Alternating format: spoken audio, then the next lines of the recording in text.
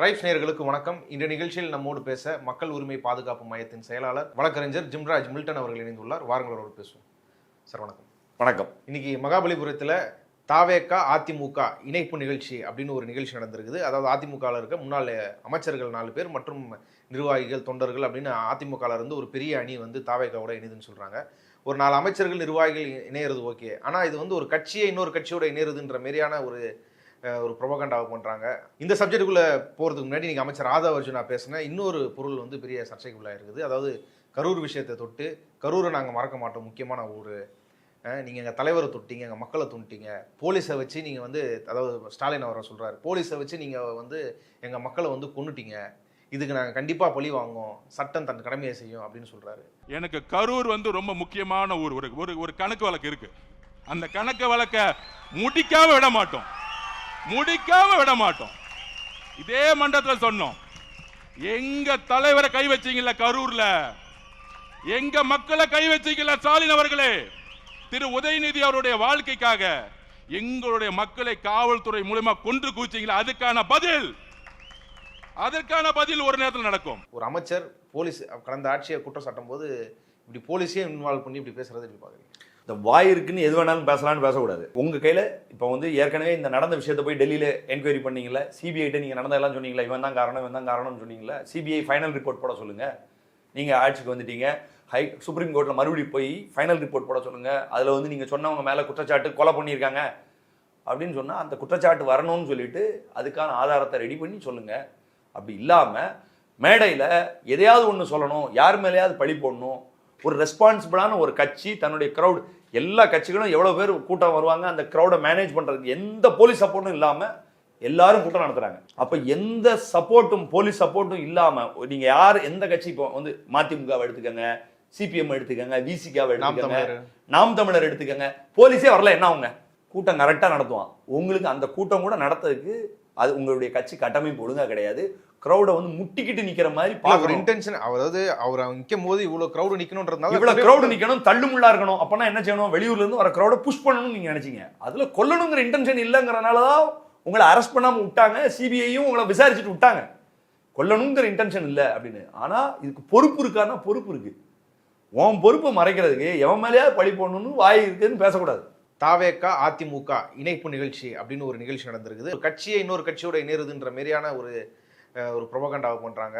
அதான் இப்போ ஏற்கனவே இப்போ இன்னைக்கு 4 அமைச்சர், ஏற்கனவே முன்னாள் அமைச்சர் 4 பேர் வந்திருக்கிறாங்க. மொத்தம் 6 எம்எல்ஏ ரிசைன் பண்ணியிருக்காங்க. அதிமுகல இருந்து தொடர்ந்து வந்துகிட்டு இருக்காங்க. இது ஏற்கனவே எலெக்ஷன் முடிஞ்சு இவங்களுக்கு 107 சீட் இருக்கும்பொழுது மொத்த அதிமுகவையும் வந்து சேர்த்துக்கிறதாக ஒரு பேச்சுவார்த்தை நடந்ததுங்கிறது அது தாவேகா வெளியே சொல்லாட்டாலும் அதிமுகவில் உள்ள நிறைய நண்பர்கள் அதை சொல்றாங்க. கூட்டணி ஆட்சியா 15 மினிஸ்டர் சீட் கொடுக்குறோம், துணை முதலமைச்சர் கொடுக்குறோம்லாம் எடப்பாடிட்ட பேசினதாகவும் அதை ஒத்துக்கிடல அவர். அதுக்கு பிறகுதான் வந்து விசிகா, யூஎம்எல் இவங்களுடைய சப்போர்ட்டோட வந்து முதல்ல அதை என்ஷூர் பண்ணிக்கிட்டாங்க. எடப்பாடி ஒத்துக்கிடாதனால எடப்பாடி உடனே ஏற்கனவே அதிகாரத்தில் இருந்திருக்கோம், நம்ம மறுபடியும் ஆட்சி அமைக்கிறதுக்கான வாய்ப்பு வந்து குறைவாக தான் இருக்குது. அதிமுக மீண்டும் ஆட்சிக்கு, ஏன்னா எல்லாம் ஒரு பொலிட்டிக்கல் டிபேட் என்ன, இனி அதிமுக இல்லை, ஏன்னா எப்படினாலும் ஒரு 2 கட்சிக்குள்ள இடையில தான் பாலிடிக்ஸ் இருக்க வாய்ப்பு இருக்குது. அதனால அதிமுக வந்து 3வது இடம் போன பிறகு முதல் இடத்துக்கு வரக்கூடிய வாய்ப்பு இல்லை அப்படின்னு இருக்கக்கூடியவங்களை எல்லாத்தையும் வந்து இவங்க சைடு அட்ராக்ட் பண்ணக்கூடிய விஷயங்களை பண்ணுறாங்க. அதில் என்ன ப்ராப்ளம்னா, அது ஏற்கனவே ஒரு நிலையான ஆட்சி இருக்குது, போதுமான அளவுக்கு மெஜாரிட்டி இருக்குது. இப்போ 1 by 1 இழுக்கிறதுங்கிறது இது ஏற்கனவே இருக்கக்கூடிய கட்சி தாவல் தடை சட்டத்துக்கு உடைய ஓட்டையிலிருந்து வர்றது. கட்சி தாவல் தடை சட்டம் என்ன சொல்லுது, ஒரு கட்சியிலிருந்து மெர்ஜ் பண்ண வந்தாங்கன்னா 2/3 எம்எல்ஏஸ் வரணும். இது சட்டத்தில் இருக்கு. 2/3 மெஜாரிட்டிக்கு ட்ரை பண்ணாங்க, வரல. அப்போ ரிசைன் பண்ண வச்சு மறுபடியும் எலெக்ஷன் நிற்கலாம். அதுக்கு ஒரு கவுண்டர் தியரி ஏற்கனவே பண்ணிட்டாங்க. என்ன பண்ணிட்டாங்க, ஒரு எஃப்ஐஆர் போட்டுட்டு வந்து எங்க எம்எல்ஏ உருவ பார்க்குறாங்க, எங்களை நிலையா ஆட்சி பண்ண விட மாட்டேங்காங்க. திமுக உள்ள இது எப்படின்னா, வாய் நிறைய பேசிக்கிட்டு இருந்தான்னு வச்சுக்கோங்களேன். ஊரில் வந்து எவனாவது ஒருத்தன் வாய் பயங்கரமாக பேசிக்கிட்டு இருப்பான், எவனாவது வந்து அடிபட்டு கால் உடஞ்சிருக்கும், இல்லை ஏதாவது ஒரு மர்டர் நடந்துருச்சுன்னா இவன் பண்ணியிருப்பான்பா அப்படின்னு ஒரு இமேஜ் இருக்குல்ல, அந்த இமேஜ் ஒருவேளை திமுக இதை வந்து ஒரு எம்எல்ஏவை தூக்குனாங்கன்னா அதுவும் கட்சி தாவல் தடை சட்டப்படி வந்து தப்பு தான். ஒன்று நேரடியாக வந்து ஒரு எம்எல்ஏ இங்கே ஓட்டு போடுறாருன்னு வச்சுக்கோங்களேன், அங்கே இருந்துக்கிட்டே, அப்போ டிஸ்குவாலிஃபை ஆயிடுவார். ஒன்று சட்டப்படி தப்பு, இல்லை ரிசைன் பண்ண வைக்கிறாங்கன்னா அது கட்சி அந்த அந்த குதிரை பேரம்ங்கிறதுக்குள்ள தான் வரும். அதில் ஒன்றும் எந்த சந்தேகமும் கிடையாது. ஆனால் அது நடக்கலை. இது 6 எம்எல்ஏ ரிசைன் பண்ணியிருக்காங்க, கண்ணுக்கு முன்னாடி நடந்துருச்சு. வைகோ சொல்றாரு, நேரடியாக சொன்னது மீடியால எல்லாம் வந்துருச்சு, ரிசைன் பண்ணுங்கன்னு சொல்லி வந்து விஜய் சொன்னாருன்னு. அப்போ இப்படி வந்து விஜய் சொன்னாரா இல்லையா அப்படின்னு இல்லாமல் இதை டைவர்ட் பண்ணுறதுக்கு இதை பண்ணுறாங்க. இவங்க வந்து மொத்த அதிமுகவையும் வந்து உள்ள அதனுடைய தொண்டர்கள்ங்கிறவங்க வந்து ஒரு ஐகான் வேணும்ல. எம்ஜிஆர் இருந்தார், அவர் வந்து அது மாதிரி வந்து ஒரு நட்சத்திர தலைவர்கள் இருந்தாங்க, எம்ஜிஆர், ஜெயலலிதான்னு. அப்போ இதை ஈஸியாக அட்ராக்ட் பண்ணலாம் அப்படிங்கிறது தான் முதல்ல இருந்தே அவங்களுடைய ஐடியா. இந்த ஏரியாவை அட்ராக்ட் பண்ணும்போது தான் இந்த கட்சியை ஸ்ட்ரென்தன் பண்ண முடியும். எலெக்ஷனுக்கு முன்னாடி அந்த ஸ்ட்ராட்டஜி தான் பண்ணாங்க. இன்னைக்கு ஆதவர்ஜுனா சொல்லும்போது பொலிட்டிக்கல் ஸ்ட்ராட்டஜின்னு சொல்லுறாங்க. அதாவது வெறும் அப்போ வந்து அவங்க ஆட்சியை தக்க வச்சுக்கிறதுக்காக அங்க இருந்துக்கிற எம்எல்ஏக்களை இங்க கொண்டு வருது அப்படின்றது இல்லை. அதிமுகவே ஒட்டுமொத்தமா இந்த கட்சியோட இணைச்சிக்கணும் அப்படின்றது தான். அதாவது வந்து இந்த கட்சி ஆட்சிக்கே வராதுங்கக்கூடிய ஒரு நம்பிக்கை இருக்கும் பொழுது, அவங்க கூட்டணிக்கும் வராமல் இருக்கும் பொழுது அதை கபலீகரம் பண்ணுறதுங்கிறது தான். அதை கபலீகரம் பண்ணும் பொழுது இவங்களுடைய பொசிஷனை ஸ்ட்ரென்தன் பண்ணணும்னு பண்ணுறாங்க. ஆனால் இது சட்டத்தின் ஓட்டை, இது குதிரை பேரங்கிற அடிப்படையில் இது தவறு. இது இப்போ இன்னைக்கு இருக்கக்கூடிய சட்டத்தில் அது வந்து ஓட்டா இருக்குது. எந்த ஒரு எம்எல்ஏவனாலும் சரி ஒரு கட்சியில் நின்று ஜெயிச்சு வந்தாங்கன்னா அந்த டென்யூர் முடிக்க வரைக்கும் அந்த கட்சியில் இருக்கணுங்கிறது ஒரு இயல்பான எதிர்பார்ப்பு. இல்லை, அவங்க ரிசைன் பண்ணிட்டு தானே வராங்க. அதான் நான் இப்போ ரிசைன்மெண்ட் தானே வராங்கிறது. இப்போ இந்த சட்டம் கொண்டு வந்தது வந்து 85ல கொண்டு வராங்க. அதுக்கு பிறகு வந்து 2005ல் நினைக்கிறேன் அதில் திருத்தம் கொண்டு வராங்க. 85க்கு முன்னாடி இதுவே இல்லை. சட்டம் இல்லைங்கிறனால சரியாயிராதுல்ல. மக்கள் வந்து ஓட்டு கூட போடுவாங்க, அது வேற. ஏன்னா ஓட்டு போடுறதுல பல பிரச்சனைகளை உள்ளடக்கிறது. ஆனா எதுக்காக ஓட்டு போட்டாங்க ஏற்கனவே அதான கேள்வி. 25 நாள்ல ரிசைன் பண்ணக்கூடிய என்ன அவசியம் வந்துச்சு? அதான் கட்சி, அது உட்கட்சி பிரச்சனை. அவங்க தலைமை சரியில்லை. அந்த கட்சியோட நிறுவனரால் தலைவரால், அதாவது எம்ஜிஆரால் வந்து டிஎஸ்எஸ்ன்னு கை காட்டப்பட்ட ஒரு கட்சியை, அடையாளப்படுத்தப்பட்ட ஒரு கட்சி கூட கூட்டணி வைக்கிறதுக்காக, அவரோட குடும்பம் நலனுக்காக, அவரோட பதவிக்காக கூட்டணி வைக்கிறதுக்காக எடப்பாடி முயன்றாரு. இப்படி ஒரு துரோகத்தை கட்சிக்கு வந்து எடப்பாடி செஞ்சாரு. இதுக்கு மேல அவர் தலைமையில எங்களுக்கு நீடிக்க விருப்பம் இல்லை அப்படின்ற ஒரு காரணம் இருக்குது. அதனால அவங்க வெளில வராங்க, தாவேக்கால சேர்றாங்க. இதே இப்போ ஒருவேளை திமுக அதிமுக கூட்டணி அமைஞ்சிருந்துச்சுன்னு வச்சுக்கோங்களேன், வெளியே வந்திருப்பாங்களான்னு கேட்குறேன். வந்திருக்க மாட்டாங்க, அமைச்சராக இருப்பாங்கல்லாங்க. அதாவது அந்த டீலை ஒழுங்கா அந்த டீலை பண்ணலை. அதாவது வந்து திமுக அதிமுக கூட்டணி ஆகி மினிஸ்டராக இருந்தாங்கன்னா இவங்கெல்லாம் அமைச்சராக இருந்திருப்பாங்க, வாயை மூடிக்கிட்டு இருந்திருப்பாங்க. அதனால தான் இது வந்து கட்சி தாவல் தடை சட்டம் வந்து 2/3 வரணும்னு சொல்லுது. அதுக்கு முன்னாடி 1/3 இருந்தால் ஒரு தனி குரூப்பாக இருக்கலாம்னாங்க, அதை எடுத்துட்டாங்க. கட்சி தாவல் தடை சட்டம் காமராஜ் ஒருத்தர் அமமுகவில் வந்தார். இப்போ வந்து மொத்தம் 3 பேர் இருந்தாங்கன்னா 2 பேர் வரலாங்கிறது சட்டம். ஒருத்தர் இருந்தால் என்ன செய்யணும்? அது சட்டத்துடைய ஓட்டையா இல்லையா? இங்கே சட்டத்துடைய இது வந்து சட்டத்துடைய ஓட்டையை பயன்படுத்தி வந்திருக்காங்க. சட்டம் சரியில்லை, சட்டம் பத்தாது. அதாவது வந்து ஏன்னா இப்போ நீங்கள் எல்லா சட்டம் லஞ்ச ஒழிப்பு துறைங்கிறதே ஒன்று உருவானது லேட்டாக தான். எம்பிஎம்எல்ஏ இருக்கக்கூடிய கேஸ்க்கான தனி நீதிமன்றம் வச்சது லேட்டாக தான் உருவாக்குனாங்க. டெல்லி ரேப் கேஸ்க்கு பிறகு தான் அந்த லாவை ஸ்டிஞ்சன் பண்ணாங்க. நிறைய நேரங்களில் சட்டம் அதுக்கு பிறகு தான் ஈவ்டீசிங் வந்து பின்னாடி தான் கொண்டு வந்தாங்க. அதுக்கு முன்னாடி ஈவ்டீசிங் சரியாயிருமா? அது ஒரு பொலிட்டிக்கலான ஒரு மாரல் கொஸ்டின். இப்போ தாவேகா அரசாங்கத்தை எடுத்துக்கிட்டிங்கன்னா ஆட்சிக்கு வந்து 1.5 மாதம் தான் ஆகுது. ஆனால் இந்த மாதிரி அதாவது ஏற்கனவே வந்து ஐயுஎம்எல், விசிகா, காங்கிரஸ் இவங்க எல்லாரும் சப்போர்ட் பண்ணி 120 கிளியராக அவங்களுக்கு வந்துருச்சு சப்போர்ட். அப்படி இருக்கும்போது அவர் சிவி சண்முகத்தை மட்டும் ஏன் போய் பார்த்தாரு? அதோடைய கண்டினியூட்டி தான். அதாவது வந்து எடப்பாடியை நேராக பண்ணுறதுல வந்து எடப்பாடி வர விருப்பம் இல்லைங்கும் போது மற்றவங்க எல்லாரும் அதிகாரம் இல்லைங்கிற வெறி ஆயிடுறாங்க. அதாவது வந்து நல்ல ஒரு வாய்ப்பு நமக்கு ஆஃபர் கொடுத்தாங்க, அந்த ஆஃபரை அக்செப்ட் பண்ணாமல் போயிட்டாரு. ஏன்னா அவர் ஏற்கனவே முதலமைச்சராக இருந்தவர் துணை முதலமைச்சராக இருக்கிறதுக்கு அவருக்கு மனசு இல்லை.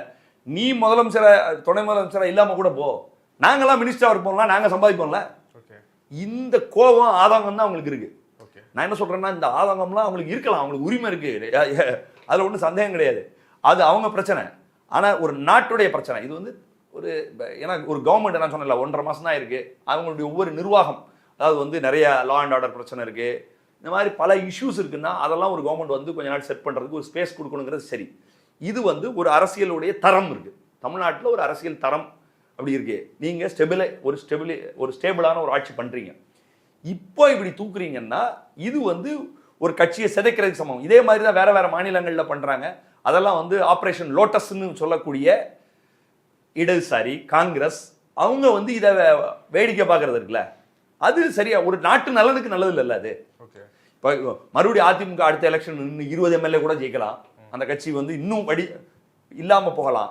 அதெல்லாம் மக்கள் முடிவு பண்ணுவாங்க. நீங்கள் வந்து அடுத்த எலெக்ஷன் வரும்போது கடைசி நேரத்தில் வந்தாங்கல்ல ஓபிஎஸ் மற்றவங்கெல்லாம் வந்து 4.5 வருஷத்தில் வர்றாங்க, அந்த மாதிரி நீங்கள் போகலாம். இல்லை இப்போ இதை எப்படி பார்க்குறாங்கன்னா, இப்போ திமுக கேஸில் பணம் கொடுத்து வாங்குறதுக்கான முயற்சி செய்யப்பட்டதா ஒரு புகார் கொடுத்து, அந்த புகாரில் கைதான ஒருத்தர் பேசுனதுல அவர் ஒரு வாக்குமூலம் கொடுக்குறாரு. அந்த அடிப்படையில் இது வந்து குதிரை பெறும் அப்படின்னு. இல்லை இதில் வந்து அவர் தனிப்பட்ட நபர், அவர் விருப்பத்த அடிப்படையில் வெளில வராரு. சட்டப்படி இதில் தப்பு இல்லையே. அதான் நான் இப்போ இப்படி ஒன்று சொல்கிறேன். வைகோ பப்ளிக்காக ஒரு ஸ்டேட்மெண்ட் கொடுக்குறாரு. அவங்கள ரிசைன்மெண்ட் வர சொல்லுங்க, நிற்க சொல்லுங்க, நான் வந்து கேம்பெயின் பண்ணுறேன், அவங்களை ஜெயிக்க வைப்போன்னு சொல்கிறாரு. அந்த எம்எல்ஏ 2 பேரும் இப்போ கம்ப்ளைண்ட் கொடுக்குறாங்கன்னு வச்சுக்கோங்களேன். உங்களுக்கு வாங்க 5 கோடி ரூபா தரேன்னு ஒரு கம்ப்ளைண்ட் கொடுத்துட்டா வைகோவையும் விஜயும் அரெஸ்ட் பண்ணிடுவாங்களோன்னு கேட்குறேன். நடக்காது. ஒரு கம்ப்ளைண்ட் திமுக காரங்க அந்த எம்எல்ஏ வச்சு கம்ப்ளைண்ட் கொடுக்க வேண்டியதானே. நான் ஏன் இதை சொல்றேன்னா, கம்ப்ளைண்ட் கொடுத்தனாலேயே குதிரை பேரம் நடந்துச்சுன்னு கிடையாது. எம்எல்ஏ வந்துட்டானா குதிரை பேரம் நான் சொல்றேன், ஒத்துக்கிறேன்னா. எம்எல்ஏ வந்துட்டானா எவனோ குடிச்சிட்டு பேசியிருப்பான், அந்த ஆளுடைய கிரெடிபிலிட்டி என்னன்னு தெரியாது நமக்கு. இல்ல அவரே அந்த சம்மந்தப்பட்ட நபரே வந்து எலெக்ஷனுக்கு பிறகு, போலிங்க்கு பிறகு அவர் பேசினதே இருக்குது. அவரு தாவேக்காவோட ஒரு ஆட்சி அதிகாரத்தில் இருக்கக்கூடியவங்க எவனோ ஒருத்தனை, ஒரு கிரெடிபிள் இல்லாத எவனோ ஒருத்தனை ஒரு கம்ப்ளைண்ட் கொடுக்க வச்சுட்டாங்கன்னா அந்த கம்ப்ளைண்ட் கொடுக்கறது பெரிய விஷயமா கேட்குறேன். அதாவது வந்து ஒருத்தனை இப்போ இவனே செட் பண்ணி கூட இவங்க அரெஸ்ட் பண்ணி உள்ள தள்ளியிருக்கலாம், நமக்கு தெரியாது. திமுக பண்ணாலும் தப்பு தான். அது விசாரணை கேட்டோம், திமுக அதுக்கு விளக்கம் கொடுத்துருக்காங்க, நாங்கள் அப்படி பண்ணலை, இது வந்து அவங்க கூடிய இந்த புகாரே தப்பானது அப்படின்லாம் சொல்லியிருக்காங்க. அதெல்லாம் விசாரிச்சு வரட்டும். நேரடியாக நான் என்ன சொல்றேன்னா, இப்போ நான் மதிமுகல இருந்து உதயசூரியன் சின்னத்தில் திமுகவுக்கு போய் உதயசூரியன் சின்னத்தில் அந்த எம்எல்ஏ கம்ப்ளைண்ட் கொடுத்தா வைகோவை அரெஸ்ட் பண்ணுவாங்களான்னு கேட்குறேன். அதுக்கு அடுத்து சிஎம் விஜயை கூப்பிட்டு என்கொயரி பண்ணுவாங்களா? நீங்கள் ஆட்சியில் இருக்கிறதுனால ஒரு கம்ப்ளைண்ட்டை கொடுத்து ஒரு தீரியை, அதாவது வந்து டெய்லி விடிஞ்சா இருட்டுனா வந்து குதிரை பெறணும்னு சொல்லிக்கிட்டே இருக்காங்க. அப்போ என்ன செய்யணும், கவுண்டர் ஒன்று கொடுத்துட்டோம்னா சப்போர்ட் பண்ணக்கூடியவங்களாம் அமைதியாக இருப்பாங்கல்ல.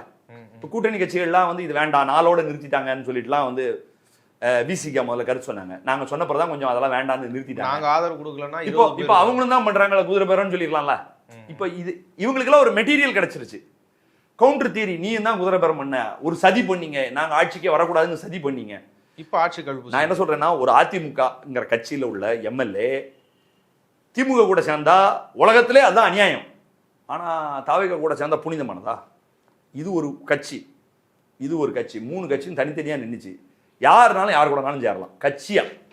எடப்பாடியே முடிவெடுத்து மொத்தம் 47 எம்எல்ஏவும் தாவேகாக்கு சப்போர்ட் பண்ணாங்கன்னா தட் இஸ் டிஃப்ரெண்ட்.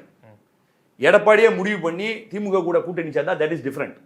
ஓகே, மக்களுடைய மேண்டேட் தனிப்பெருங்கட்சிங்கிறது ஒரு வேலிடான பாயிண்ட் இருக்கு. இது தனிப்பெருங்கட்சின்னு அந்த பாயிண்ட்ல இருந்து தான் இது எந்த சைடில் இருக்கணும்னு சொல்லிட்டு சிபிஎம் முடிவெடுத்து தான் சொன்னாங்க. அது ஒரு பிரச்சனை இல்லை. ஆனால் இது வந்து ஒரு மதச்சார்பற்ற முற்போக்கு அணியா இதை கொண்டு போகணும்னு சொன்னபடி நடந்திருக்காருங்களா தாவேகா? அப்போ வந்து சொன்னபடி நடக்கலாங்கும் போது இது வந்து கிரெடிபிள் ஆனவங்களா நினைக்கிறாங்க மக்கள். என்ன செய்யறாங்க, இடதுசாரிகளை ஒரு கிரெடிபிள் ஆனவங்களா நினைக்கிறாங்க. அப்போ நீங்க என்ன சொல்றீங்க அப்படின்னு எதிர்பார்க்கறாங்க. இது தவறு. இப்போ வந்து தேவையான எம்எல்ஏ வந்துருச்சு. கொஞ்சம் கொஞ்சமா 25 பேர் ஏற்கனவே ரெடி பண்ணி தான் வச்சிருக்காங்க. கொஞ்சம் கொஞ்சமா ரிசைன் பண்ண போறாங்க. உங்க ஆதரவு தேவையில்லை. அப்ப நீங்களே வந்து அவருக்கு ஒரு முற்போக்கு சாயத்தை பூசிட்டு இருக்கணுங்கிறதுல இல்ல. அவங்க விமர்சனத்தை பதிவு பண்ணதான சொல்றாங்க. நீங்க முதல்ல அது சேர்க்கக்கூடாதுன்னாங்க. இல்ல அவங்களா விருப்பப்பட்டு வராங்க. விருப்பப்பட்டு வந்தாலுமே அவங்க உட்கட்சி பிரச்சனையா இருந்தாலுமே நீங்க சேர்க்கறது அவங்க என்கரேஜ் பண்ற மாதிரி இருக்கும்ல. அப்படி சேர்க்காதீங்க, நிறுத்திக்கங்க அப்படின்னு நாங்க தாவகா கிட்டயோ இல்ல விஜய் கிட்டயோ சொல்லிட்டு தானே கம்யூனிஸ்ட் கட்சிகள் சொல்றாங்க. நாங்க சொல்லிட்டோம், கேட்டுட்டோம், அப்படி பண்றது இல்லை. இந்த ப்ராப்ளத்துடைய தன்மை என்ன, இந்த கட்சி தாவலுடைய தன்மை என்னன்னா, ஒரு ஸ்டேபிளாக இருக்கக்கூடிய ஒரு அரசியல் போக்கையை அது மாற்றக்கூடியது. ஸ்டேபிளாக இருக்கக்கூடிய அரசியல் போக்கை இது வந்து வேற வேற மாநிலங்களில் ஆப்ரேஷன் லோட்டஸ் நீங்க ஏன் கிரிட்டிசைஸ் பண்றீங்க? எதுக்கு சிவசேனா உடைச்சது தப்புன்னு சொல்றீங்க? எதுக்கு வந்து டிஎம்சி உடைச்சது தப்புன்றாங்க? டிஎம்சி உடைச்சது தப்புன்னு சொல்றீங்க? எதுக்கு என்சிபி உடைச்சது தப்புன்னு சொல்றீங்க? அந்த கட்சிக்குள்ள உள்ள பிரச்சனை ஏன் சொல்ல மாட்டேங்கிறீங்க? அந்த கட்சிக்குள்ள உள்ளவங்க அதை விரும்பல. பிஜேபி அதானே சொன்னா, மக்களுடைய மேண்டேட்டுக்கு எதிராக நீங்க போனீங்க அப்படின்னு தான் அவன் கிரிட்டிசைஸ் பண்ணான். அப்போ வந்து இப்போ வந்து இடத்துக்கு இடம் இது மாறுமான்னு கேட்குறேன். அதாவது வந்து ஒரு இடதுசாரி அமைப்பு இருக்காங்க. இப்போ மொத்தமே வந்து ரொம்ப கம்மியான எம்பிஸ் தான் இருக்காங்க. ஆனால் பிஜேபியை எதிர்க்கக்கூடிய ஒரு பார்வை உள்ள இடதுசாரி கட்சி என்ன செஞ்சிருக்கணும்? காங்கிரஸோட சேர்ந்து உட்கார்ந்து வெஸ்ட் பெங்காலில் நடந்திருக்கு, மகாராஷ்டிராவில் நடந்திருக்கு, இதெல்லாத்தையும் எடுத்துட்டு கட்சி தாவல் சட ஒரு எம்பி கூட போகக்கூடாது. நீ எம்பி ஆயிட்டியா, கொறடா உத்தரவை மீறினியா, 2/3 மெஜாரிட்டியும் இருந்தாலும் சரி, 90 பேர் போனாலும் சரி, கொறடா உத்தரவை மீறக்கூடாது. மீறினா அவ்வளோ பேர் மேலே நடவடிக்கை எடுங்க அப்படின்னு வந்து நீங்க வந்து கட்சி தாவல் தடை சட்டம் 10th ஷெட்யூல் கான்ஸ்டிடியூஷனை திருத்தம் பண்ணணும், நீங்க ப்ரொபோஸ் பண்ணணும். ஏன்னா நமக்கு தமிழ்நாட்டில் பார்க்குறோம், ஒரே ஒரு எம்பி சரி ஒரே ஒரு எம்எல்ஏ அமமுக ஒருத்தரை தூக்கிட்டாங்கன்னா அங்க யாரு குறடா? யாரும் இல்ல. அப்போ வந்து 2/3 அப்ளை ஆகுமா? அப்ளை ஆகாது. இப்போ மற்ற ஸ்டேட்லயும் அப்படிதானே நடக்குது. இப்போ ஆம் ஆத்மி கட்சியில 10 எம்பி 7 பேர் போயிட்டாங்க, 2/3 வந்துருச்சு, ஓகேவா? அப்போ என்ன அந்த ஓட்டையை பயன்படுத்துறாங்க. ஓகே. அப்போ 10 பேர் போனாலும் டிஸ்குவாலிஃபை பண்ணுங்கிறேன். ஓகே. 10 பேர் போனாலும் அந்த பார்ட்டி ஹெட் குவார்டர்ஸ் என்ன சொல்லுது அப்படின்னு அந்த ஒரு 10 எம்பி இல்லைன்னா 10 ஒருத்தர் கூட போகக்கூடாது. அப்படி சட்டத்தை திருத்துறதுக்கு கருத்து சொல்லியிருக்காங்களா? ஒரு நாட்டை வந்து ஒரு கான்ஸ்டிடியூஷன் ஃப்ரேம் ஒர்க்ல இல்ல இப்ப அந்த புதிய பிரச்சனைகள் வருது. அந்த கட்சிக்கு தாவல் சட்டத்துல திருத்தம் செய்யற அளவுக்கான ஒரு நிலைமை இருக்குதா? அது அவசியம். இது கான்ஸ்டிடியூஷன் கிரைசிஸ் நான் சொல்றேன். இந்த கான்ஸ்டிடியூஷன் கிரைசிஸ் அதாவது ஒரு ஓட்டையில நிறைய பெருச்சாளிங்க பூந்து வருது. பிஜேபி எந்த ஓட்டையில பூந்து இந்த வழியில வரானோ அதே ஓட்டையில பூந்து இவங்க வராங்க. பிஜேபி வெஸ்ட் பெங்கால்ல வந்து திரிணாமுல் காங்கிரஸ்ல உள்ள எம்பி எம்எல்ஏவை அது மாதிரி உடைச்சிருக்காங்க. உத்தவ் தாக்கரே உள்ள கட்சியில் உள்ள எம்பிஸை உடைச்சிருக்காங்க. ஆம் ஆத்மியை உடைச்சிருக்காங்க. இதெல்லாம் ஏப்ரல்ல இருந்து ஜூனுக்குள்ள நடந்திருக்கு. ஓகே.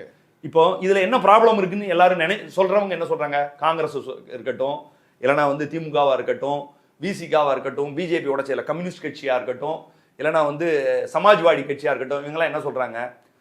ஏற்கனவே வந்து டீலிமிட்டேஷன் கொண்டு வந்தாங்க, டீலிமிட்டேஷனை நிறைவேற்ற முடியல, இப்பெல்லாம் கட்சி உடைச்சு ஸ்ட்ரென்தன் பண்ணிக்கிறாங்க பிஜேபி, மறுபடியும் கொண்டு வந்து பண்றாங்க. அப்போ என்ன ஆகுது? ஏற்கனவே மக்கள் ஒவ்வொரு கட்சிக்குன்னு ஓட்டு போட்டிருக்காங்க, ஒவ்வொரு சிம்பலுக்குன்னு ஓட்டு போட்டிருக்காங்க, ஒவ்வொரு தலைவர்களுக்குன்னு ஓட்டு போட்டிருக்காங்க. அந்த கட்சிக்கு ஒரு கட்டமைப்பு இருக்கு. ராஜ்யசபா எம்பி வந்து தூக்குறாங்க. அவன் ராஜ்யசபா எம்பி வந்து யார் ஓட்டு போட்டா? எம்எல்ஏ ஓட்டு போட்டிருக்கான். ஆம் ஆத்மி கட்சி எம்எல்ஏ ஓட்டு போட்டா ராஜ்யசபா எம்பி ஒருத்தன் கூட போக கூடாது. டெக்னிக்கல். ஆனா ராஜ்யசபா எம்பிக்குன்னு ப்ரொவிஷன் இல்லையே. உங்களுக்கு வந்து கட்சி தாவல் சட்டத்துல இது வந்து அதாவது சட்டத்துல ஒரு ஓட்டம் இல்ல, சட்டமே ஓட்டலாம். அவ்வளவு பெரிய ஓட்டம் இருக்கு. அந்த ஓட்டையில வந்த உடனே நீங்க மட்டும் யோக்கியனா ஆயிருவீங்களா? அதாவது வந்து அப்படிப்பட்ட ஒரு ஆபத்து இருக்கு அங்க அப்படின்னு. அது வந்து என்னன்னா பிஜேபி என்ன செய்ய போறாங்கிற நோக்கத்துல இருந்து சொல்றீங்க. இங்க அப்படித்தானே ஒரு கட்சியை சிதைக்கிறீங்க. அதிமுகங்கிற கட்சியை பிஜேபி சிதைச்சது தப்புன்னு சொன்னீங்க, உடைச்சாங்களா? டிடிவியை வச்சு உடைச்சதுக்கு என்ன சொன்னீங்க? கட்சிக்குள்ள பிரச்சனைன்னு சொன்னீங்களா? ஆமா. ஓபிஎஸ் வச்சு பண்ணும்போது எல்லாமே பிஜேபி இயக்கம்னு சொன்னீங்கல்ல. ஓபிஎஸ் பண்ணும்போது, டிடிவி பண்ணும்போது, செங்கோட்டையன் வெளியே வரும்போது கூட இது வந்து அமித்ஷாவுடைய டைரக்ஷன்ல பண்ணிக்கிட்டு இருக்காருன்னு சொன்னீங்கல்ல. பிஜேபி பண்ணா தப்பு, தாவேகா பண்ணா சரியா? தாவேகா பண்ண மட்டும் எப்படி சரியாகும்? இன்னொரு கட்சியை ஏன் உடைக்கிற? உன் கட்சி சின்னத்துல ஓட்டு போட்டா வெக்கமா இருக்கு இல்லையா அப்படின்னு கேட்கணும்ல நீங்க. இது சாதாரண விஷயம் தானே. உங்க கட்சிக்கு ஸ்ட்ரென்த் 107 இருக்கு, நீங்க ஆட்சி அமைக்கிறதுல இருக்கு. அப்ப அன்னைக்கு தேதியில 25 அதிமுக நான் ஒரு ஆதரவு கேட்டேன், ஒரு துண்டை போட்டேன், சிவி சண்முகம் எல்லாரும் வந்து ஓட்டு போட்டாங்க, அது வேற. அன்னைக்கு ஆதரவு. ஆனா அன்னைக்கு என்ன கண்டிஷன்ல ஆதரவு அளிச்சாங்க? அவங்களுக்கு எல்லாம் மினிஸ்டர் போஸ்ட், அவங்க சம்பாதிக்கான வழின்னு அந்த கண்டிஷன் போட்டனால ரிசைன்மெண்ட் வந்து மறுபடியும் எலெக்ஷன்ல இருந்து எம்எல்ஏ வராங்க. வெறும் எம்எல்ஏ பதவிக்கு மறுபடியும் அவங்க வரல. ஏற்கனவே எம்எல்ஏ தானே இருந்தாங்க. எம்எல்ஏ டிஸ்குவாலிஃபை ஆயிடுவாங்க. அப்ப என்னன்னா எம்எல்ஏ பதவியை தாண்டி வேற ஏதோ இருக்கு அப்படிங்கிறது பாக்குறவங்களுக்கு அழகா தெரியுது இல்ல. எம்எல்ஏ பதவியை தாண்டி அமைச்சர் பதவி இருக்கு அப்படின்னு இருக்கு. அப்போ வந்து அந்த கட்சியை பத்தி தாவேக ஏற்கனவே என்ன சொல்லிச்சு? நீங்க என்ன அந்த கட்சி என்ன சொல்லிச்சு? அது வந்து ஒரு ஊழல் சக்தி அப்படின்னு சொன்னீங்கல்ல. இப்ப அவங்க வந்தாங்கன்னா புனித சக்தி ஆயிடுவாங்களா? தூய சக்தி ஆயிடுவாங்களா? இந்த இன்னைக்கு சொன்ன விஜயபாஸ்கர் இவர் வந்து குட்கா ஊழல்ல சிபிஐல சார்ஜ் ஷீட் பண்ணப்பட்ட குற்றவாளி. பிஜேபியுடைய கருணையால, அன்பால, பாசத்தால வந்து அவர் வந்து என்ன கைதே பண்ணப்படாம சார்ஜ் ஷீட் போடப்பட்ட குற்றவாளி. இப்போ உங்க கூட வந்த உடனே தூய சக்தி ஆயிடுவாரா? நீங்க எப்படி லஞ்சம் நாங்க ஊழல் பண்ண மாட்டோம், பண்ண விட மாட்டோம், பண்ணவங்களே விட மாட்டோம். பண்ணவங்களை என்ன செய்வீங்க? விடாம கட்சியில் சேர்த்துக்கிடுவீங்களோ? பண்ணவங்களை விட மாட்டோம், கட்டி பிடிச்சுக்கிடுவோம். அதான் இப்ப நடந்திருக்கு. அதுக்கு இப்ப விஜய் ஏன் நீங்க போலன்னா இந்த குற்றச்சாட்டெல்லாம் இல்லாம அவர் இதுக்கெல்லாம் அப்பாற்பட்ட ஒரு புனித தூய திருவாளர் அப்படிங்கிற ஒரு இமேஜை காட்டுறதுக்காக பண்ணல. நான் இதை என்ன சொல்றேன்னா, ஒரு புது கட்சி தான் அவங்க. ஆனா இது வந்து பொலிட்டிக்கல் டிசாஸ்டரை ஏற்படுத்தக்கூடிய ஒரு விஷயம். ஒரு கட்சியை சிதைக்கிறது, அழிக்கிறதுங்கிறது நீங்க ஆசை வார்த்தை சொன்னதுனாலதான் அவங்க வராங்க. இந்த ஆசை வார்த்தை உங்களுக்கு வெளியே தெரியாம இருக்கலாம். ஏன்னா நீங்க வந்து ஒரு எம்எல்ஏ வந்து பேரம் பேசுறாங்க, நானே போயிட்டேன்னு வச்சுக்கங்களேன், என்கிட்ட பேரம் பேசுறாங்க, நான் போகலன்னா வேற, நான் போயிட்டேன்னா என்கிட்ட என்ன பேரம் பேசுறாங்கன்னு யாருக்கு தெரியும்? யாருக்கும் தெரியாது. அப்போ அப்படி இருந்தா சரியா வருமா? அதனாலதான் வந்து இதை வந்து ஒரு லெவல்ல தடுக்கணுங்கிறதுக்காக தான் முந்தி வந்து முதல்ல கொண்டு வந்தது எப்படி 2/3 வந்து மெர்ஜ் பண்ணலாம் இன்னொரு கட்சியில போய், 1/3 வந்து ஸ்பிளிட் பண்ணி தனியா இயங்க கூட செய்யலாம்லாம் இருந்துச்சு. ஆனா அந்த 1/3 எடுத்தாங்க. ஏன்னா 1/3னா 10 எம்பி இருந்தாங்கன்னா 4 பேர் இருந்தா போதும். அப்படின்னு நிறைய பேர் வந்துடுறாங்கிறனால அதை எடுத்து 2/3 மட்டும்தான் வர முடியும்னு மாத்துறாங்க. அதுடைய ஒரு குறுக்கு வழி என்னன்னா ரிசைன் பண்றது. ஏன்னா இப்ப ரிசைன் பண்றாங்க, ரிசைன் பண்ண என்ன ஆகும், திமுக சதி பண்ணுதுன்னு இந்த தியரி இருக்கு. போய் எலெக்ஷன் நின்றுனாங்கன்னா ஏற்கனவே வந்து இவங்கெல்லாம் வந்து இதில் அமைச்சராக இருந்தவங்கலாம் இருக்காங்க, நிறையா செல்வாக்கு உள்ளவங்க. புதுக்கோட்டை மாவட்டத்தையே கூட்டிட்டு வந்துட்டான்னு சொல்லுதாரு. எனக்கு மொத்த மாவட்டத்தையும் கூப்பிட்டு வர முடியல விஜயபாஸ்கர் பேசும்போது. நீங்கள் அங்கே வந்தீங்கன்னா முழு மாவட்டத்தையும் உங்களுக்கு காட்டுவேன்னு சொல்லுதாரு. அப்படின்னா பல வருஷமா 20-30 வருஷமா அவர் அரசியல் பண்ணியிருக்காரு. தோல்வியே அடையாது. அவர் கட்டமைப்பு இருக்கு, அவங்களுக்குன்னு சொந்த ஒரு ஓட்டு வங்கி, அதாவது வந்து கட்சிக்கு அப்பாற்பட்டு, அவர் எந்த கட்சியில் இருந்தாலும் அதுக்கு அப்பாற்பட்டு. இப்போ நீங்க திமுக எடுத்துக்கிட்டீங்கன்னா, திமுக இருந்து போனாலும் சரி, திமுக எல்லா மினிஸ்டர்லாம் தோத்தாங்க, எவ்வளவு பேர் தோத்தாங்க. ஆனா நீங்க வந்து ஓபிஎஸ் அந்த கடைசியை சேர்ந்த 3 பேர் வெற்றி பெற்றாங்க. ஏன்னா அவங்களுக்குன்னு ஒரு சொந்த செல்வாக்கு இருக்கக்கூடிய அளவுக்கு, அதுக்கு பணபலம் இதெல்லாம் உள்ளவங்க அவங்க. அப்ப இதுல ஜெயிக்கிறதுக்கு நிறைய வாய்ப்புகள் இருக்கு. அடுத்து ஆளுங்கட்சி ஜெயிக்கணுங்கிறது தமிழ்நாட்டுல ஒரு மெத்தடாலஜிலாம் இருக்கு. அது இல்லாம வந்து இவங்க திமுக சதி பண்றாங்க அப்படின்னு மக்கள்கிட்ட பிரச்சாரம் பண்ணும்போது இவங்க வெற்றி பெறுவதற்கும் வாய்ப்பு இருக்கு. இந்த கணக்குல மக்கள் இதை நான் என்ன சொல்றேன்னா, இவங்க ஜெயிச்சுட்டா நிறைய பேர் என்ன சொல்றாங்க, அவரே ரிசைன் பண்ணிட்டாரு, மக்கள் தான் இதை முடிவு பண்ணணும்லாம் சிலர் இதுல பேசுறாங்க. அதாவது வந்து மக்கள் ஓட்டு போட்டுட்டு எதுக்கு ரிசைன் பண்ணாங்கிறது இருக்குல்ல. இப்ப நீங்க வந்து இந்த அதிமுக எம்எல்ஏவா இருந்து இதுல நீங்க அந்த கட்சியில உங்களுக்கு ஒரு பிரச்சனை இருக்குன்னா இஷ்டப்படி போய் சேர்றதுக்கு தான் கட்சி தாவல் தடை சட்டம் கொண்டு வராங்க. இப்ப நீங்க நேரடியாக அங்க இருந்து தாவேக்காக சப்போர்ட் பண்ண முடியாது. நீங்க சப்போர்ட் பண்ணலாம்னா 2/3 நீங்க ட்ரை பண்ணீங்களா இல்லையா? நான் என்ன சொல்றேன், ரிசைன் பண்ணாம நீங்க ட்ரை பண்ணல, உங்களுக்கு கட்சிக்குள்ள திடீர்னு இன்னைக்கு வந்து சண்டை வந்துருச்சு, போற இடத்துல வந்து ஓபிஎஸ் கூட ஒரே இபிஎஸ் கூட சண்டை வந்துருச்சு, அதனால கட்சி விட்டு வந்தாங்கன்னா நீங்க முதல்ல ட்ரை பண்ணீங்களா? 2/3 ட்ரை பண்ணீங்களா இல்லையா? 2/3 ட்ரை பண்ணி, அதாவது நீங்க என்ன பண்றீங்க, கட்சி தாவல் தடை சட்டத்துக்குரிய உட்பட்டு நீங்க ட்ரை பண்றீங்க, அந்த இதுல வர முடியல, 2/3 எம்எல்ஏவை இழுக்க முடியல. அதுக்கு ஒரு டீல் போட்டிருப்பீங்க. அந்த அப்படி டீல் போட்டும் கொஞ்சம் பேரை வந்து இபிஎஸ் பிடிச்சி வச்சுக்கிட்டாரு. ஓகே, இனிமே என்ன செய்யலாம், ரிசைன் பண்ணிட்டு நிக்கலாம்னு இன்னொரு வழியை கையாளுறீங்க. இது குறுக்கு வழி தானே, இது வெளிப்படையா தெரியுது இல்ல, இது குதிரை பேரம்னு இல்ல. இப்போ பாஜக மற்ற மாநிலங்கள்ல கூட்டாட்சிக்கு எதிராக செயல்படக்கூடிய, பாஜக எதிராக போராடக்கூடிய ரீஜனல் பார்ட்டியை இல்லாமலே ஆக்குறதுன்றத பல மாநிலங்கள் செய்யறது, அதை இங்க தாவேகா செய்யுது அப்படின்றது தான் அதை புரிஞ்சுக்கணுமா? அதாவது வந்து ஒரு பன்முகத்தன்மை கொண்ட நாடு இது. அதனால நிறைய கட்சி இருப்பாங்க. அதாவது அதனாலதான் வந்து இப்போ அமமுகல 1 எம்எல்ஏ, பாமகல 4 எம்எல்ஏ, விசிகால 2 எம்எல்ஏ, ஐயுஎம்எல்ல 2 எம்எல்ஏ. இப்போ இந்த பன்முகத்தன்மையில இருந்து பார்க்கக்கூடிய ஒரு இது வந்து திமுக 2 கட்சியுமே எங்க சின்னத்தில் நில்லுன்னு சொன்னது தப்புன்னு கூட சிலர் சொல்றாங்கல்ல. அந்த கட்சியை ஒத்துக்கிட்டாலும் ஒரு அரசியல் பார்வையாளராக சொல்றவங்க என்ன சொல்றாங்க, எதுக்குங்க அவங்க கட்சி சின்னத்தில் நிக்க சொல்லுங்க, அது தவறுன்னு சொல்றாங்க. அப்படி இருக்கும் பொழுது இது ஏன்னா நிறைய கட்சிகள் இருந்து வெவ்வேறு கருத்துக்களை ரெப்ரசன்ட் பண்ணுவாங்க. அப்போ நீங்க வந்து சிவசேனான்னு ஒரு கட்சி இருக்கு, அந்த கட்சியில் உள்ளவங்கலாம் நீங்க தூக்கிடுறீங்க, இந்த 2/3 கனெக்ட் பண்ணி தூக்கிடுறீங்க. திரிணாமுல் காங்கிரஸ்னு இருக்கு, அந்த கட்சியில் இப்போ திரிணாமுல் காங்கிரஸ்ல வந்து மொத்தம் 28 எம்பியில் 20 பேரை தூக்கிட்டாங்க பிஜேபி. அப்போ என்ன, அந்த கட்சியுடைய ஸ்ட்ரென்த் என்ன ஆகுது, எம்எல்ஏஸ்ல 80 பேர்ல 60 பேரை தூக்கிட்டாங்க. அவங்க தனி குழுன்னு, அதுல ஒருத்தர் வந்து திரிபுரால உள்ள ஒரு கட்சி, வெஸ்ட் பெங்காலில் உள்ள ரூரல்ல இருக்கக்கூடிய கட்சி சார்பில் நாங்கள் செயல்படுவோம் அப்படின்னு சொல்லிட்டு ஒரு பிரிவும், இன்னொரு பிரிவு நாங்கள் வந்து தனித்தே செயல்படுவோம் அப்படின்னு இது மாதிரி 3 ஸ்பிளிட்டா அந்த கட்சியை உடைச்சிருக்காங்க. மம்தா மேல உள்ள அதிருப்தி அப்படின்னு சொல்லலாம், வாய் தானே எப்படி வேணாலும் பேசலாம், மம்தா மேல உள்ள அதிருப்தின்னு சொல்ல வேண்டியதானே. ஆனா உண்மை என்ன, அதை தூண்டி வெளியே கொண்டு வருவதற்கான ஒரு கட்சி இருந்து ஒரே கட்சியை அதை மாற்றுறதுக்கான வடிவம், அது வந்து பன்முகத்தன்மையை கெடுக்கிறது. இது ஒரு பார்த்த உடனே பிரைமா ஃபேசி பார்த்த உடனே உள்ள கருத்து பன்முகத்தன்மையை கெடுக்கிறது. இன்னொன்று ஒவ்வொருக்கும் அது ஆப்ஜெக்ட் இருக்கும். பிஜேபி வந்து தம்பிங் மெஜாரிட்டி இருந்துச்சுன்னா கான்ஸ்டியூஷனல் அமெண்ட்மெண்ட் கொண்டு வரலாம், 2/3 மெஜாரிட்டி இருந்துச்சுன்னா இஷ்டப்பட்டதெல்லாம் செய்யலாங்கிற ஒரு கணக்கு இருக்கு. நீங்க என்ன செய்யறீங்கன்னா இந்த கட்சி, அதாவது ரேஸ்ல இல்லாத அந்த காலம் வந்து அந்த கட்சியை உடைக்கிறது. அப்போ அதுக்கு என்ன பண்றீங்க, அதுதான் பொலிட்டிக்கல் ஸ்ட்ராட்டஜின்னு அவர் சொல்றாரு. பொலிட்டிக்கல் ஸ்ட்ராட்டஜிங்கிறது சில இடத்துல என்னன்னா கோட்டை தாண்டும் போது மாரலா இல்லாம போயிடும். நீங்க பொலிட்டிக்கல் ஸ்ட்ராட்டஜி எப்போ வந்து கோட்டை தாண்டுறீங்களோ அப்போ இம்மாரல் ஆயிரும். நீங்க எம்ஜிஆர் படத்தை போட்டுக்கிறீங்க, அது தப்பு கிடையாது. ஜெயலலிதா படத்தை போட்டுக்கிறீங்க, அது தப்பு கிடையாது. நீங்க 2017 இருந்து தான் தமிழ்நாடு ஊழலா இருந்துச்சுன்னீங்கன்னா தப்பா போயிடும். இப்ப இன்னைக்கு ஆதவ அர்ஜுனா சொல்லும்போது அம்மா அவர்களை கைது பண்ணீங்கன்னு சொல்றாரு. அம்மா அவர்களை கைது எதுக்கு பண்ணாங்க, ஊழல் வழக்குல தண்டனை கொடுத்தாங்க. ட்ரையல் கோர்ட்டு தண்டனை கொடுத்துச்சு, ஹைகோர்ட் தண்டனை கொடுத்துச்சு, சுப்ரீம் கோர்ட்டு அந்த அம்மா இறந்து போயிட்டாங்க. அப்படி நடந்துச்சா? இப்போ அந்த தீர்ப்பை பத்தி என்ன சொல்றாங்க அவங்க? இது அப்போ வந்து உங்களுடைய நீங்க தூய சக்திங்கிறது எப்படி ஆயிரும், அது வந்து அதுக்கு பயன் இல்லாம போயிரும்ல. ஆனா மக்கள் இதை பத்தி கவலைப்பட மாட்டாங்க. ஏன்னா மக்கள் வந்து ஊழலையே நார்மலைஸ் ஆகி ஓகே. இப்போ பல வருஷம் ஆயிடுச்சு. இப்போ வந்து நிறைய டைம் நீங்க எலெக்ஷன் டைம்ல சொல்லும்போது கூட என்ன செய்யறாங்கன்னா, இவ்வளவு நாள் அவங்க பண்ணாங்களா, இவனும் 10 பைசா திருடி போறான், இவங்களும் கூட அடிக்கிட்டோம், இவனும் பண்ணட்டும், யார் வந்தாலும் பண்ண போறான். ஆனா ஒரு மாற்றம், ஓகே, இப்படி ஒரு வந்து இது நார்மலைஸ் ஆயிருக்கு. அப்படி நார்மலைஸ் ஆகும்போது கொஞ்சம் இதெல்லாம் மாற்ற போறோம்னு சொல்லிட்டு பண்ற ஏரியா உண்மையிலேயே ஊழல் ஒழிப்பாங்களா, உண்மையிலேயே சில சீர்திருத்தங்களை இவங்க பண்ணுவாங்களா, ஒவ்வொரு துறைகளில் உள்ள பிரச்சனையை, இன்னைக்கு இருக்கக்கூடிய பிரச்சனையை இவங்க என்ன செய்ய போறாங்க, இது எல்லாமே தனி சப்ஜெக்ட். அவங்க எப்படி நிர்வாகம் பண்றாங்கிறது தனி சப்ஜெக்ட்.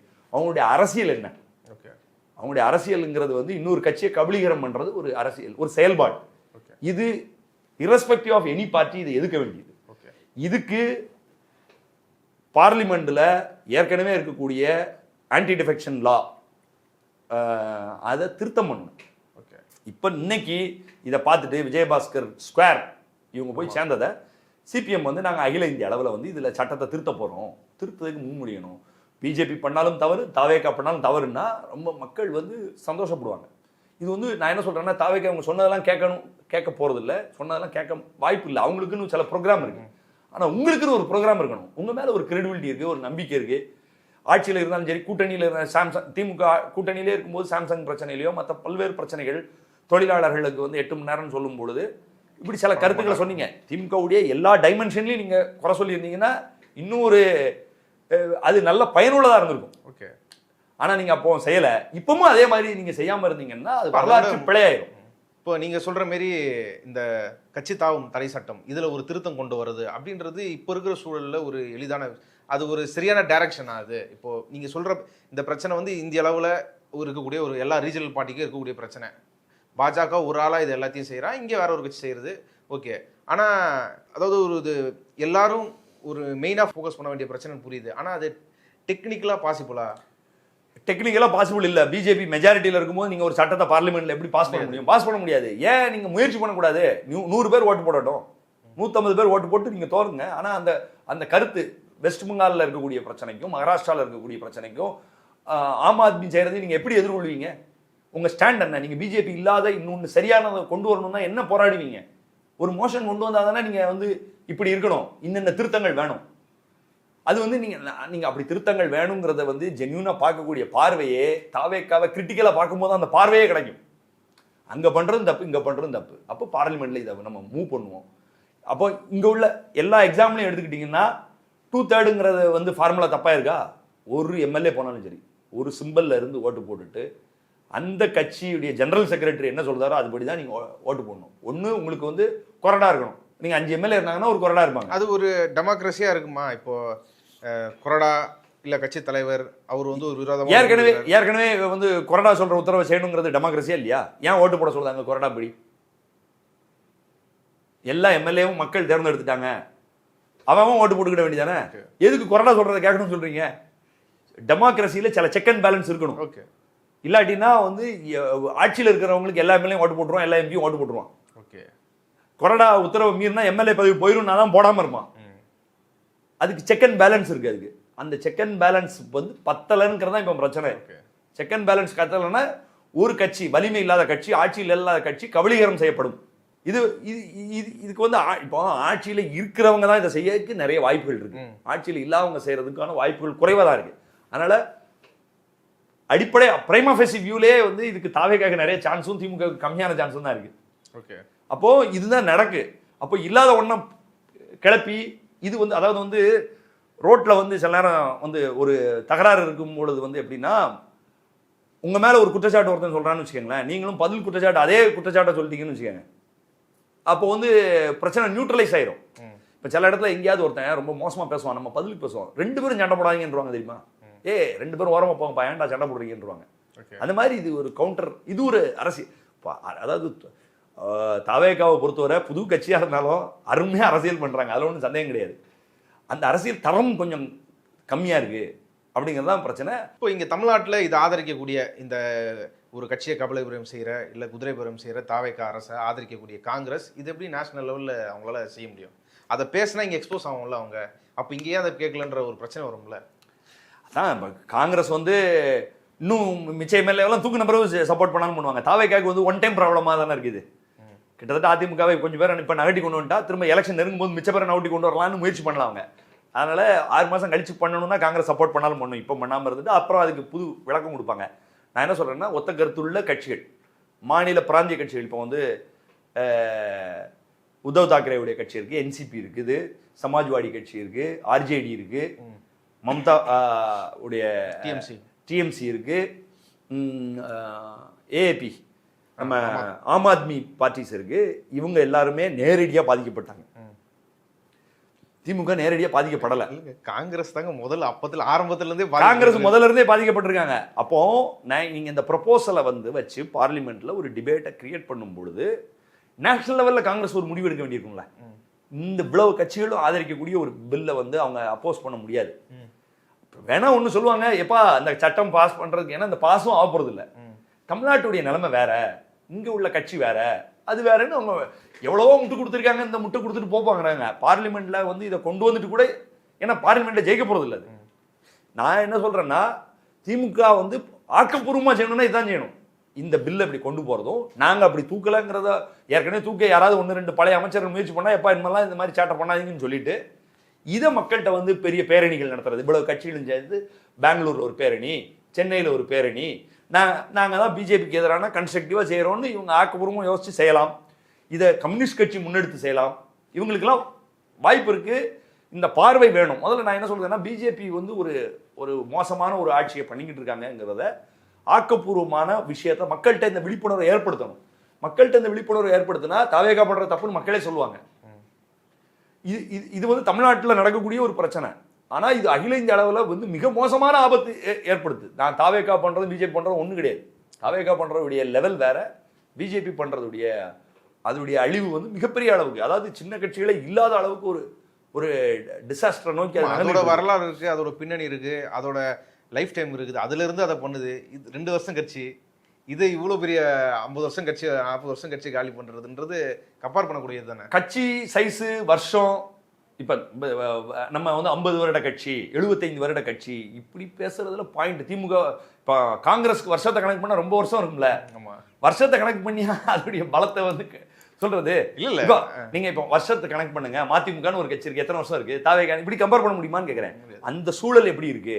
இப்போ தமிழ்நாட்டில் வந்து திமுக ஒரு சைடில் இருக்கு, இன்னொரு சைடில் ஒரு பெரிய கவர்ச்சி தலைவர் வேணும், அது எம்ஜிஆர் ஜெயலலிதா. இன்னொரு கவர்ச்சி தலைவர் வேணும்னு இருக்கக்கூடிய இடத்துல கரெக்டாக ஃபிட் ஆகுது. அது அதில் வெற்றி பெற்றுறாங்க. அப்படி இருக்கும்பொழுது வந்து அதில் போய் கூட்டணி போகணும்னு நினைக்கிறதும், திரும்ப வந்து அப்படி இல்லாட்டினா அந்த கட்சியிலே போய் சேர்றதுங்கிறதும் வந்து அங்கே அவங்க நினைப்பாங்க. அவங்க நினைக்கிறதெல்லாம் கரெக்ட். எம்எல்ஏவை வந்து ஜெயிச்சுட்டு நினைக்கக்கூடாது. 4 வருஷம் கழிச்சு போங்கிறேன் நான். இப்போ வந்து நீ இப்போ தானே எம்எல்ஏ இருக்க, மறுபடியும் ஜெயிச்சு எம்எல்ஏ தானே ஆக போற? மினிஸ்டர் ஆகணும் போறியா? இல்லை. இப்போ 6 பேர் போறாங்கன்னா 6 பேரும் மினிஸ்டர் ஆக்குறாங்களா? 10 பேர் போய் எத்தனை பேர் மினிஸ்டர் ஆக்குறாங்கன்னு தெரியல. மினிஸ்டர் ஆகலாம், மினிஸ்டருக்கு சமமான ஏதோ ஒன்று பண்ணணும். நிச்சயமா எம்எல்ஏவை தாண்டி ஏதோ ஒன்று அவங்களுக்கு கிடைக்குதுங்கிறது தான் அவங்க போறாங்க. இது வெளிப்படையா தெரியுதுல்ல. அதனால இது வந்து இதோடைய தன்மையை புரிஞ்சுக்கிட்டு இது தவறுன்னு நம்ம பார்க்கணும். அவ்வளவுதான். இவ்வளவு நேரம் இந்த செய்தி குறித்து உங்க கருத்துக்களை பகிர்ந்து கொண்டதுக்கு நன்றி. நன்றி அரவிந்த்.